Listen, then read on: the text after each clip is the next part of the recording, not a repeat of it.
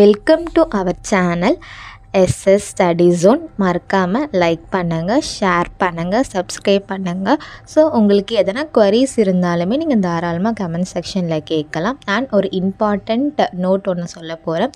So நாங்கள் போடுற இந்த Tamil subject question and answers வெறும் TNMRB ஃபிசியோதெரபிஸ்ட்டுக்கு இல்லாமல் வேறு TNMRB courses like nursing, pharmacy, so எந்த கோர்சஸ் இருந்தாலுமே இந்த தமிழ் எலிஜிபிலிட்டி டெஸ்ட்டுக்கு இந்த கொஷின்ஸ்லாம் ரொம்ப யூஸ்ஃபுல்லாக இருக்கும். இது மட்டும் இல்லாமல் TNPSC எக்ஸாம்ஸ் அண்ட் குரூப் எக்ஸாம்ஸ்க்கு இந்த வீடியோஸ் எல்லாமே யூஸ்ஃபுல்லாக இருக்கும் உங்களுக்கு. ஸோ அவங்களும் இதை ஃபாலோ பண்ணிக்கலாம் தாராளமாக. சரிங்களா, வாங்க இன்னைக்கு லெசனுக்குள்ளே போகலாம்.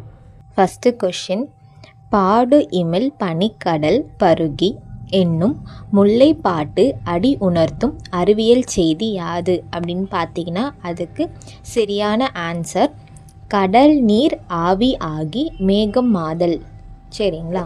செகண்ட் கொஷின், முல்லைப்பாட்டின் மொத்த அடிகள் எத்தனைன்னு பார்த்தீங்கன்னா 103. சரிங்களா. நெக்ஸ்ட்டு கொஷின், முல்லைப்பாட்டு எந்த நூல் வகையை சார்ந்ததுன்னு பார்த்தீங்கன்னா 10 பாட்டு நூல் வகையை சார்ந்தது. அடுத்த கொஷின், முல்லை திணைக்குரிய பூ வகை என்னன்னு பார்த்தீங்கன்னா பிடவம் பூ வகை தான்.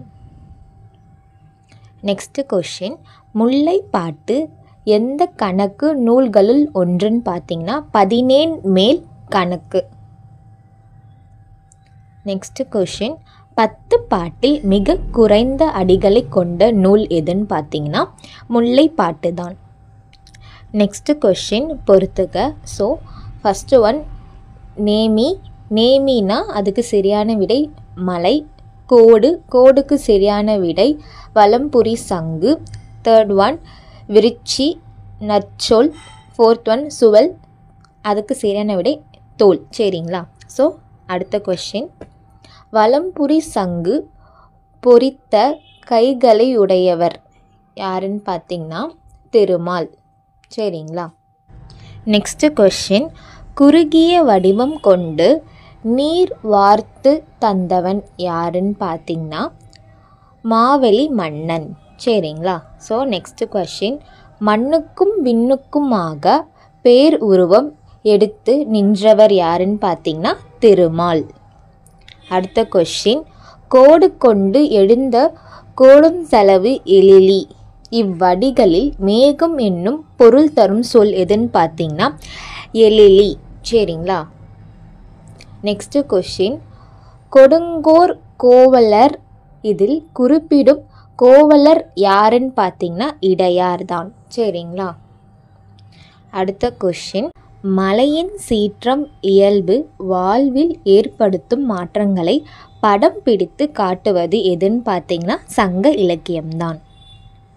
ஸோ நெக்ஸ்ட்டு கொஷின், நனந்தலை உலகம் என்பதில் நனந்தலை என்பதன் பொருள் என்னன்னு பார்த்தீங்கன்னா அகன்றை. லாஸ்ட் கொஷின், நறுவி என்பதில் வி என்பதன் பொருள் என்னன்னு பார்த்தீங்கன்னா மலர்கள். சரிங்களா. இன்றைக்கி இவ்வளோதான்.